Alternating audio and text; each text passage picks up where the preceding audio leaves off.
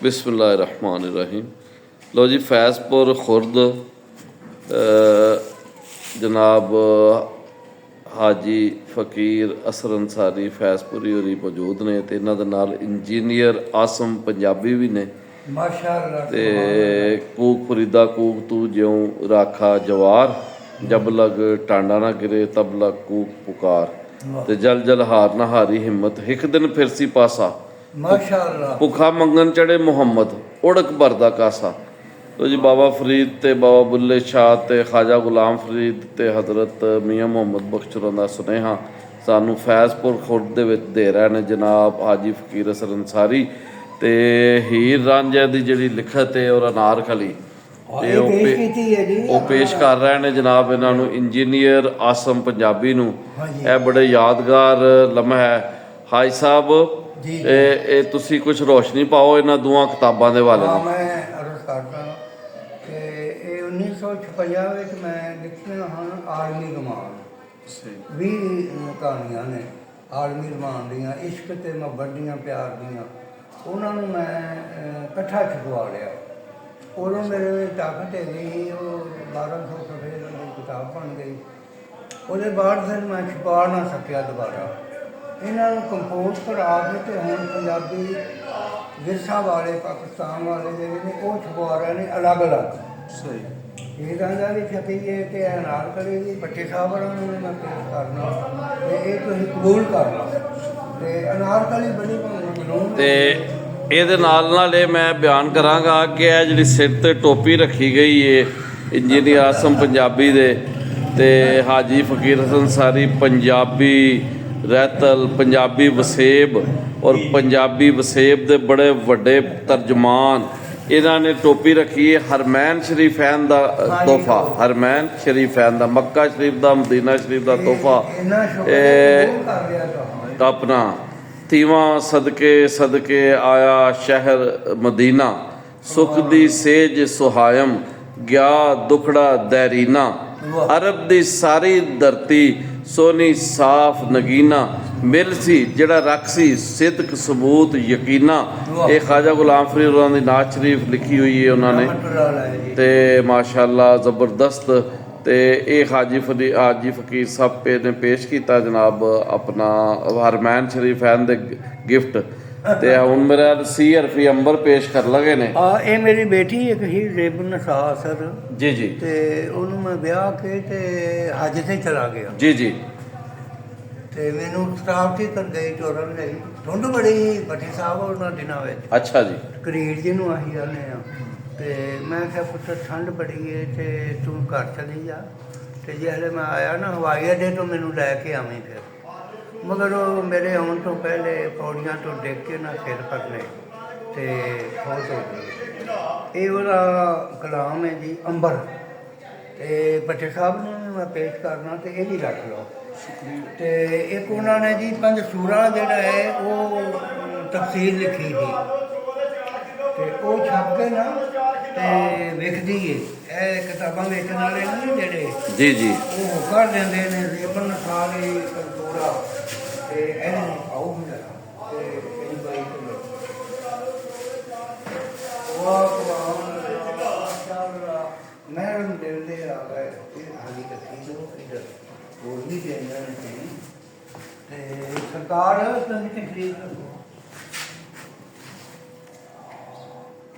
ਇਹ ਜਨਾਬ ਤੁਹਾਡੇ ਤੇ ਕੀ ਹੈ ਨਾ ਜੀ ਜੀ ਤੁਹਾਨੂੰ ਅੱਗੇ ਪੇਸ਼ ਨਹੀਂ ਕੀਤੀ, ਮੈਨੂੰ ਪੇਸ਼ ਕੀਤੀ ਸੀ ਤਾਂ ਤੇ ਜਿਹਨੂੰ ਜੀ ਕਰਦਾ ਉੱਥੇ ਆਪਣੇ ਜਿਹੜਾ ਮੈਂ ਉੱਥੇ ਲਾਇਬ੍ਰੇਰੀ ਦਿਆਂਗਾ ਨਾ ਜਿਹੜੇ ਪਹਿਲਾਂ ਆਲਮੀ ਪੰਜਾਬੀ ਘਰ ਜੋਹਰ ਟਾਊਨ ਦੀ ਲਾਇਬ੍ਰੇਰੀ ਚ ਜਮ੍ਹਾਂ ਕਰਾ ਦੇ। ਇਹ ਰੱਖ ਲਵੋ ਫਿਰ ਅਨਾਰਕਲੀ ਵੀ ਤੇ ਹੀਰ ਰਾਂਝਾ ਵੀ। ਠੀਕ ਹੈ। ਇਹ ਜਨਾਬ ਮੀਆਂ ਆਸਫ ਸਾਹਿਬ ਨੇ ਪੰਜਾਬੀ ਮਹਾਜ਼ ਦੇ ਸਦਰ, ਉਹਨਾਂ ਨੂੰ ਪੇਸ਼ ਕਰਨੀ ਹੈ। ਮੈਂ ਜਾ ਕੇ ਅੱਜ ਦੇਣਾ। ਵਾਹ ਜੀ ਇੱਥੇ ਰੱਖੀ ਜਾਓ। ਤੇ ਇਹ ਜਨਾਬ ਪਾਰਸਲ ਜਿਹੜਾ ਜੋਹਰ ਟਾਊਨ ਤੋਂ ਆ ਗਿਆ ਨਾ ਘੁੰਮ ਘੁਮਾ ਕੇ ਤੇ ਉਹਨਾਂ ਲਿਖਿਆ ਹੋਵੇਗਾ ਕੁਝ ਕਿ ਬੰਦਾ ਨਹੀਂ ਮਿਲਿਆ, ਉਹ ਪੱਜ ਪਾ ਲੈਂਦੇ ਨੇ ਡਾਕਖਾਨੇ ਵਿੱਚ। ਮੈਂ ਵੀ ਹਾਂ ਪੋਸਟ ਮਾਸਟਰ ਤੇ ਜਦੋਂ ਬਾਰਿਸ਼ ਹੋ ਰਹੀ ਹੋਵੇ ਨਾ ਤੇ ਉਹਨਾਂ ਨੂੰ ਫਿਰ ਮੈਂ ਘਰ ਬੁਲਾਉਣਾ। ਠੀਕ ਹੈ ਅੱਜ ਸਾਹਿਬ, ਚਲੋ ਇਹ ਵੀ ਮੇਰੇ ਰੱਖੋ ਜੀ।